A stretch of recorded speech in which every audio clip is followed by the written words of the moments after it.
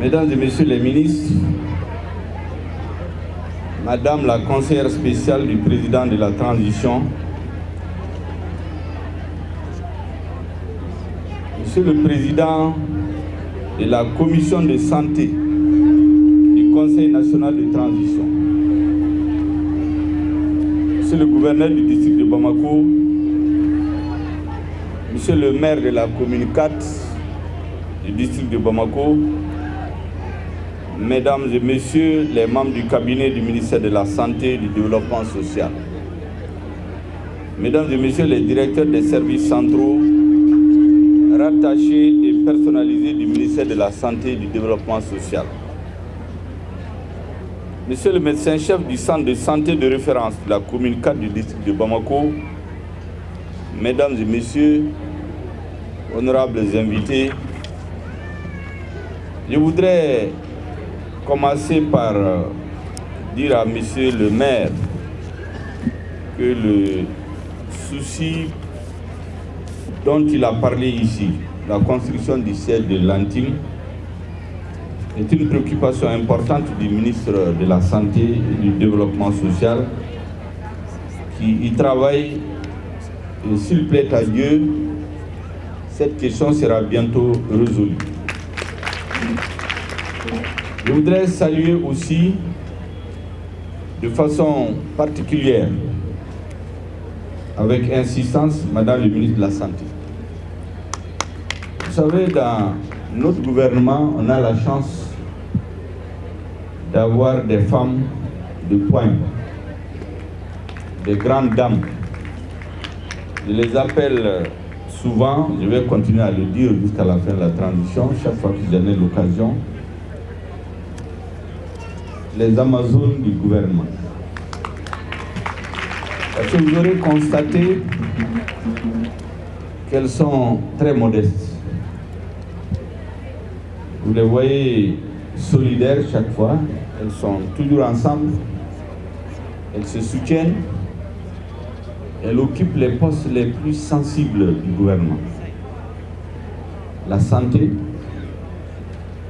l'éducation nationale, l'emploi et la fonction publique, les routes, les infrastructures. Ce n'est pas habituel qu'une femme s'occupe de ça. Et nous avons un ministre qui est tout le temps sur le terrain. Elle-même, elle fait le chef de chantier pour tout surveiller. Vous avez les réformes politiques et institutionnelles qui constituent l'épine dorsale de la transition. Et enfin, les questions éternelles des femmes et des enfants. Vous aurez constaté que tous ces postes sensibles, à partir desquels on peut prendre la température de la société, est-ce que la société se sent plus ou moins heureuse? Est-ce qu'elle est tranquille? Est-ce que les gens ont confiance dans le travail gouvernemental? Ces postes sont occupés par des femmes qui font honneur à la femme malienne, dans la plus grande modestie, dans la culture africaine. Elles ne font pas beaucoup de bruit. Souvent même, elles ne sont pas visibles. Elles sont très modestes. Elles s'effacent très souvent. Elles n'aiment pas beaucoup les discours. Mais elles travaillent comme vous ne pouvez pas l'imaginer. Je voudrais saluer Madame ici et avec elle tous les membres du gouvernement et singulièrement les femmes. Mesdames et Messieurs, après le lancement de la clinique périnatale Mohamed VI, intervenu le 7 juillet 2022, ici dans votre commune, c'est pour moi un grand honneur cet après-midi, au nom du président de la transition, chef de l'État, le colonel Assimi Goïta, inaugurer les travaux de transformation du centre de référence de la commune 4 en hôpital de district. En effet, l'inauguration des travaux de transformation du centre de santé de référence de la commune 4 en hôpital du district a de quoi réjouir. D'abord, pour les raisons qui tiennent à cette magnifique réalisation. Ensuite, parce qu'elle représente pour l'État malien la réalisation d'une ambition, celle d'une politique de santé publique qui soit au service de tous, au service des Maliens. Un service public de santé qui ne trie pas selon les moyens des patients, encore moins selon leur résidence. Une politique de santé qui tire pleinement le meilleur parti des avancées de la science et de la technologie, tout en reconnaissant bien entendu la part prépondérante qui revient au personnel soignant dans la qualité des soins reçus à l'hôpital. Cette réalisation s'inscrit dans le cadre de la mise en œuvre de la réforme du système de santé au Mali. Elle est également partie intégrante de la réponse du gouvernement aux besoins de renforcement des capacités des structures de santé, d'amélioration des conditions de travail du personnel socio-sanitaire, gage de l'offre d'un service public de santé de qualité. En effet, dans le but de rapprocher les structures de santé de qualité des populations et surtout de pallier les insuffisances constatées dans leur fonctionnement, le gouvernement de la République du Mali a entrepris un vaste programme de transformation des CCRF en hôpitaux du district. L'hôpital du district de la commune 4 est la concrétisation de ce processus de transformation et de mutation. Mesdames et messieurs, cette remarquable réussite que nous consacrons aujourd'hui fait de cet hôpital un symbole du service public et aussi un symbole de la capacité à se moderniser.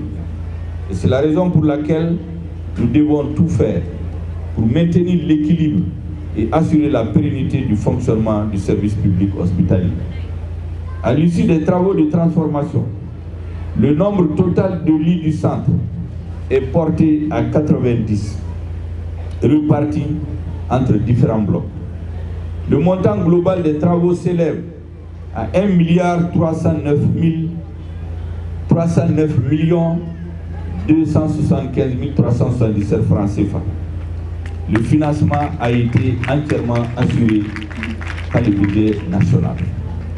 Le montant total des équipements acquis pour la transformation du centre en hôpital de district est estimé à 1,918 432 500 francs CFA.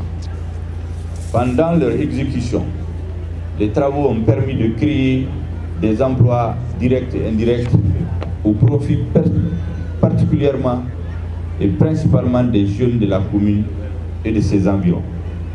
Mesdames et messieurs, permettez-moi de remercier ici tous ceux qui se sont engagés pour faire en sorte que cette réalisation puisse voir le jour, notamment les autorités politiques qui se sont succédées. Vous avez parlé du Premier ministre Moussa Mara, d'autres maires qui se sont succédés, les autorités administratives qui se sont succédées ici, les autorités coutumières, religieuses, mais aussi la société civile.